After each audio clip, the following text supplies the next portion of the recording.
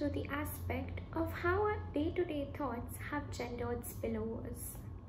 Let's do a quick thinking exercise.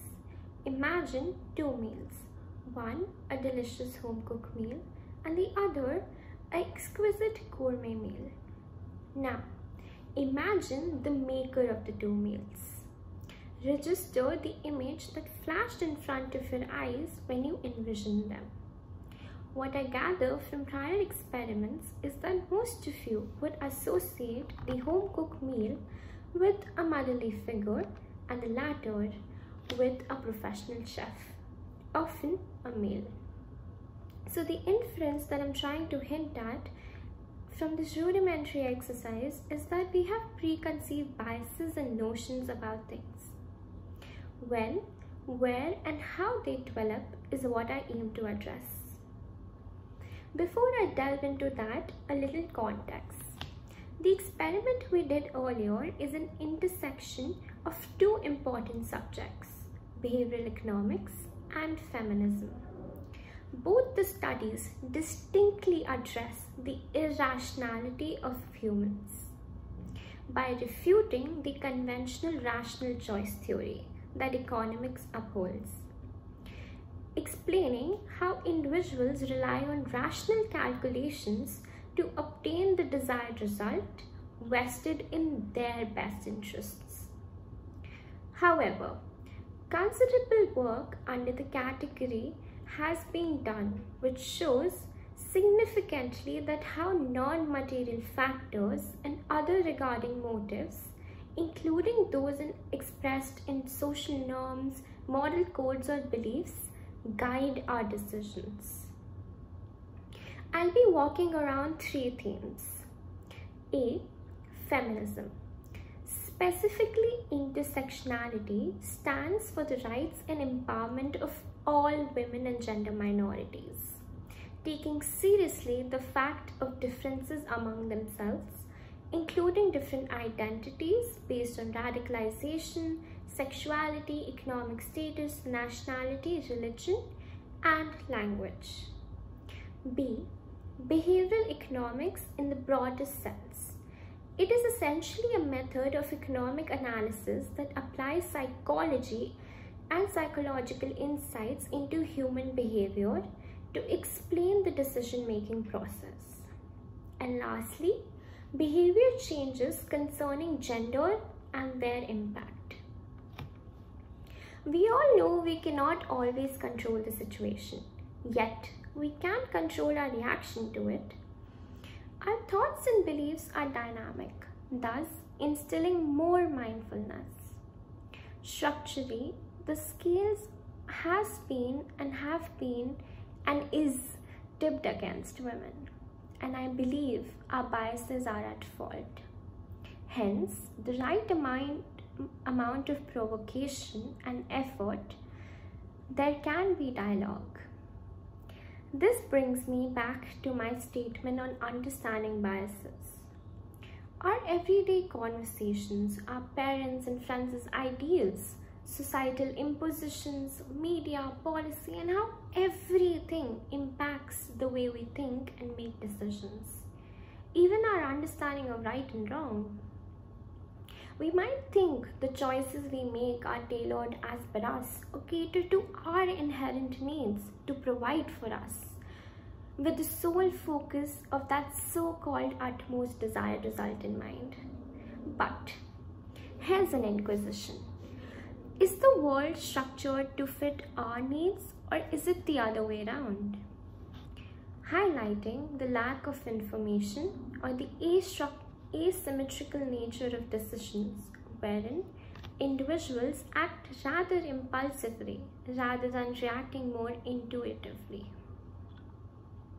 resulting in them not having the best and often deliberated from others' interests.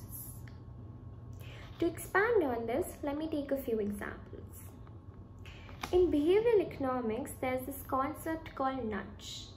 Now, when I say nudge, it gives an impression of me elbowing someone in encouragement to work towards something, be it the courage to speak up in class, or within this context, receiving positive feedback for our behavior with some room to opt out.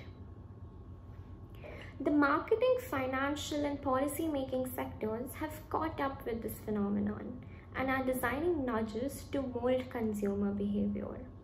For practicality, have you ever observed on your visits to the supermarket that the checkout counters often place junk food at eye level to nudge customers into impulse buying, inducing the aspect of people's fear of missing out?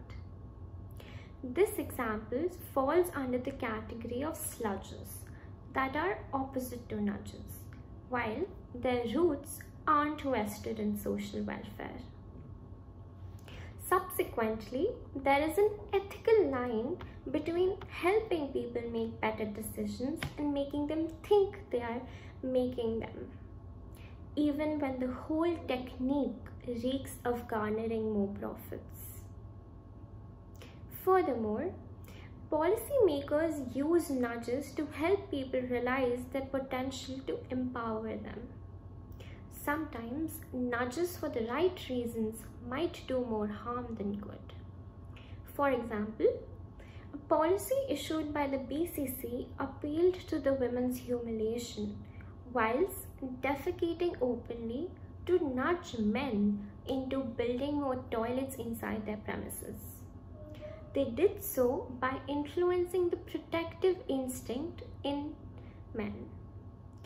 Although the policy promotes positive hygiene practices, the way it was framed ended up aggravating the gender issue and was thus rightly criticized. Bringing about change is overwhelming. We need to consider everyone's views and thoughts, which are grave, as what might be a sludge for someone might not be so for the other. Nonetheless, we aim to maximize everyone's welfare, due to which the onus shifts on the target group facing an issue to explain the relevance. Feminism, in all its subjective glory, stands for equality of all. Since our minds and thoughts are skewed, how do we make someone understand and make peace with treating everyone equally? As it's the collective view of our subconscious that's deterring. I believe by using nudge as a policy tool to steer people whilst preserving choice can assist everyone in understanding what feminism stands to achieve. And oh well, wouldn't it be so very great to have a world with equity and equality? Laws enforcing non-discrimination are often applicable just on paper. To bring about behavioral change towards gender equality, we require fewer punishments and more policies on the front of descriptive and injunctive norms, which is essentially the idea of channeling a wave of new perceptions people think, people have. Additionally, what is societally approved or disapproved? Essentially, it's the majoritarian lens that's broken. India is working towards both sectors by incentivizing women dynamically. Changing the narrative is crucial. Making easily understandable policies, defining gender equality commitments for companies, altering inferred behavior is the way to go. Particularly while forming incentives, considering people whose behavior the intervention is trying to alter and the role models to influence target groups is essential. So for example, opinion formers with whom discriminators can identify, potentially including powerful males who speak out against violence against women and sexual harassment or call out unacceptable behavior, may have more impact on them. Further, Mobilizing critical actors of all genders is therefore crucial in the effort to change gender norms as well as policy. Prominent women, including many female Bollywood stars, play a salient role in raising the profile of the recent Me Too movement, contributing to norm change. However, it is widely recognized that greater involvement by male factors is also needed to change gender norms, whether, for example, by speaking up against sexual assault, challenging the division of labor in the household, or refusing to take part in all male panels. Lastly, the hope is to have more stakeholders involved to help make better welfare policies, as the aim is their empowerment. We need to understand that all problems are systemic and have ingrained our minds deeply, but they're also intersectional. While you may start with one in mind, you might end up diverting to solve another spillover, thus reinforcing the importance of thinking backwards and fast and slow. Thank you.